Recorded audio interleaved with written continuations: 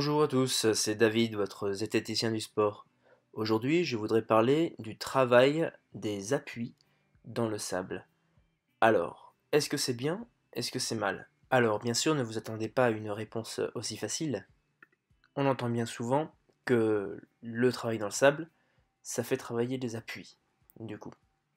Donc, on va essayer de définir un petit peu ces notions-là et essayer de bien voir est-ce que ce que l'on souhaite, c'est vraiment ce que l'on est en train de faire. Donc on pourrait commencer par définir l'appui comme étant l'ensemble de la cheville plus le pied. Le pied, je considère donc le tripode plantaire dans sa fonction de stabilité, donc dans sa fonction primaire de stabilisation, c'est-à-dire créer un appui stable.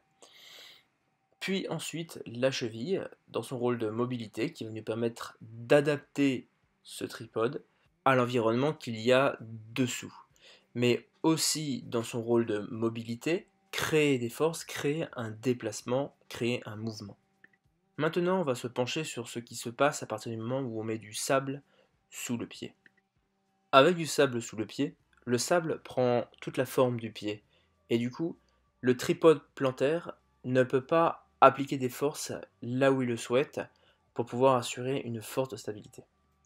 Par contre, on verra l'apparition d'une fonction secondaire, une fonction de mobilité, de rotation dans le pied, et cela reste des fonctions secondaires, à vous de voir si ça vous intéresse de les travailler.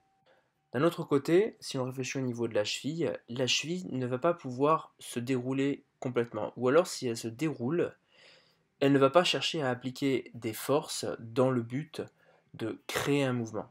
Réfléchissez. Imaginez-vous dans le sable et imaginez maintenant que vous êtes en train d'essayer d'avancer en déroulant votre cheville. Ça va pas être efficace du tout. Du coup, vous voyez bien que, en fait, dans le sable, la cheville ne va pas pouvoir jouer son rôle de mobilité, dans le sens nous permettre de se mouvoir. Au final, on comprend que dans le sable, du coup, le pied travaille moins et la cheville travaille moins que à l'usuel, en fait. Mais on sent bien que c'est bien plus difficile. Et là, on se demande, mais du coup, qu'est-ce qui va travailler plus?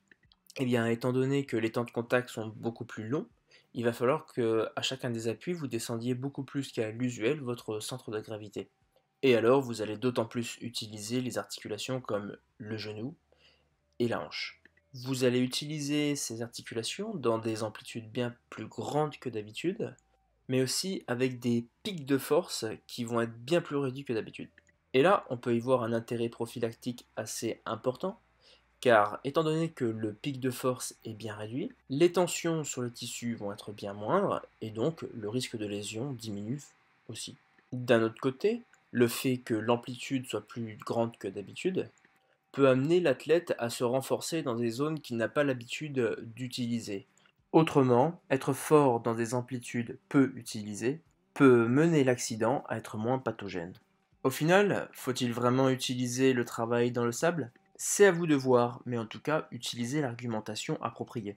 Si vous avez envie de descendre les contraintes sur le triceps sural, le tendon d'Achille ou bien le pied, parce qu'il y a trop d'inflammation sur le tendon d'Achille, l'aponévrose, ou bien même une déchirure sur le triceps sural ou une fracture sur un des métatarses. Dans ce cas, le sable peut être une méthode pour une reprise progressive, pour une gestion des contraintes sur des tendons qui sont déjà bien inflammés, ou simplement, comme on l'a expliqué, une façon de travailler de façon plus ample toutes les autres articulations du corps, mais attention, du coup, pas de façon plus spécifique et plus particulière le pied ou la cheville. Et pour terminer, je viendrai sur ce point-là. Si vous voulez développer votre vitesse et vous pensez que le travail dans le sable est un travail très pertinent et spécifique pour améliorer votre travail de pied, non.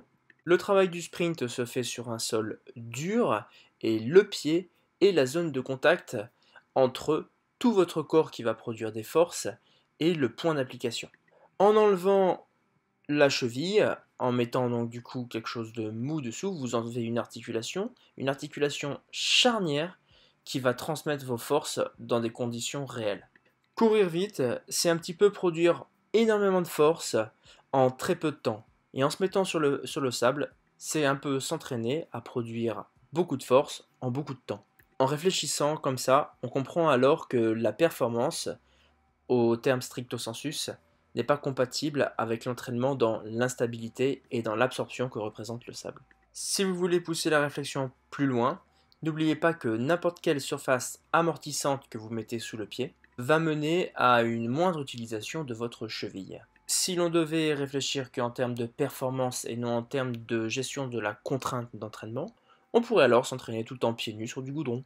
Et bien heureusement, entraîner ne s'arrête pas à la simple dichotomie entre gérer la contrainte et l'aspect spécifique de la performance. Je vous laisse alors bien réfléchir pour votre prochain entraînement avec quelles chaussures vous allez courir et sur quelle surface. Et voilà, c'est fini. Merci pour votre écoute. Vous pouvez retrouver ce podcast sur No Minutes, l'application, YouTube et aussi Instagram. Et surtout, n'oubliez pas de bien prendre soin de penser ce que vous voulez et de bien vouloir ce que vous faites. Allez, à bientôt!